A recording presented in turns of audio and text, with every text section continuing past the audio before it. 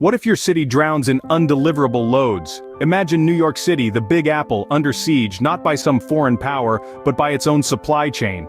Picture this, a city of skyscrapers and yellow cabs normally bustling with life, now paralyzed by an unexpected cause, a trucker boycott. Yes, you heard that right. The city that never sleeps is in the grips of a logistical nightmare. The streets are congested, not with the usual traffic, but with loads and loads of goods that remain undelivered, causing chaos of a kind we've never seen before. Now you may be wondering, who could possibly be at the heart of this turmoil? Enter Trucker Jake, a stalwart of the highways and a key figure in this movement. For the past 3 years, he's been on a mission to stick to the red states out west, refusing to deliver to the blue states, including New York City. Behind the wheel of his 18-wheeler, Jake isn't just hauling goods, he's hauling a message of protest, a message of defiance, a message that's echoed by thousands of truckers across the country. They're turning their backs on the cities that they believe have turned their backs on them. Now, you may ask, how severe is this situation? Well, let's put it this way. New York City is practically drowning in undeliverable loads. It's not just about a few missed deliveries here and there. We're talking about a citywide crisis, a surplus of goods with nowhere to go, all because of a shortage of willing drivers. Despite what the media might lead you to believe, this isn't a problem that's going away anytime soon. It's a problem that continues to grow, continues to disrupt, and continues to cause chaos. And at the center of it all is Trucker Jake, steadfast in his resolve, undeterred by the turmoil he's helping to create. The outcome? A city drowning in undeliverable loads. Contrary to what mainstream media outlets might have you believe, the boycott is not failing. In fact, it's causing a significant disruption in the supply chain, and nowhere is this more evident than in the Big Apple itself, New York City. While the headlines might focus on the truckers who've decided to hang up their keys and call it a day, the reality is far more complex. The city is flooded with undelivered loads, waiting to reach their destination. But there's a catch. There's a shortage of drivers. Yes, you heard it right.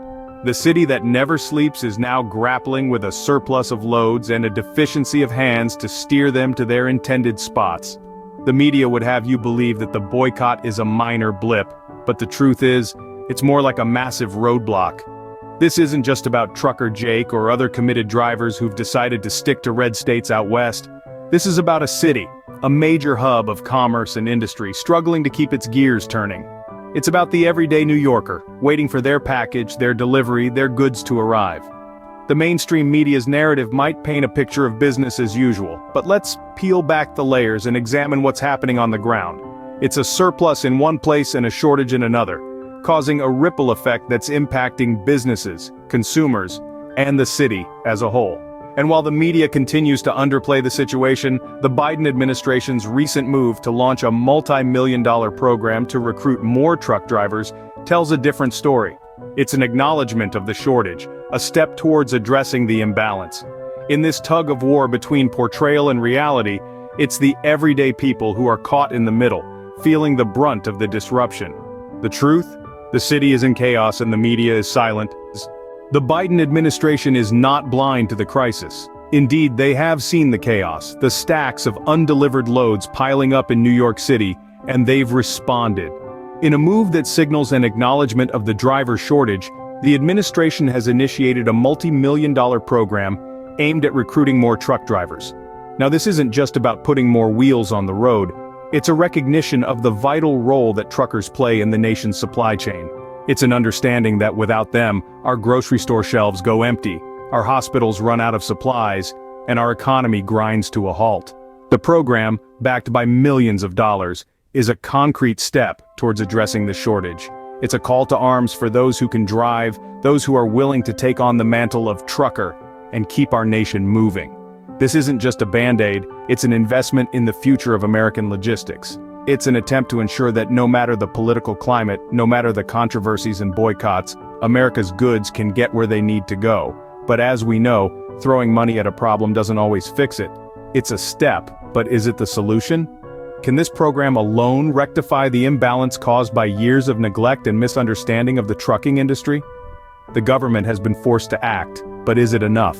Only time will tell. As if the situation wasn't volatile enough, enter the Trump factor. The former president, a figure of controversy and division, is now embroiled in a series of legal battles that could further ignite the trucker protests. The connection might not be immediately apparent, but bear with me for a moment. Trump's legal woes are extensive and complex. From tax evasion allegations to questionable business practices, he's facing a litany of hefty judgments. As these judgments pile up, they're not just impacting Trump's personal fortune. They're also resonating with his supporters, many of whom are the very truckers at the heart of the boycott. The trucking community, particularly those loyal to Trump, see these legal battles as yet another attack on their chosen leader. And these sentiments could very well fuel the fires of their protest. A protest that is already causing chaos in cities like New York, leaving them drowning in undeliverable loads.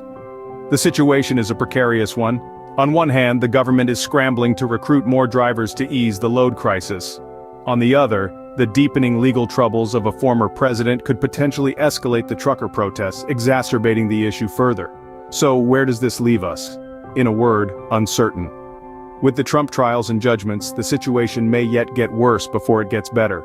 New York City, it appears, is caught in a perfect storm of political, legal, and logistical challenges. And for now, there's no clear end in sight.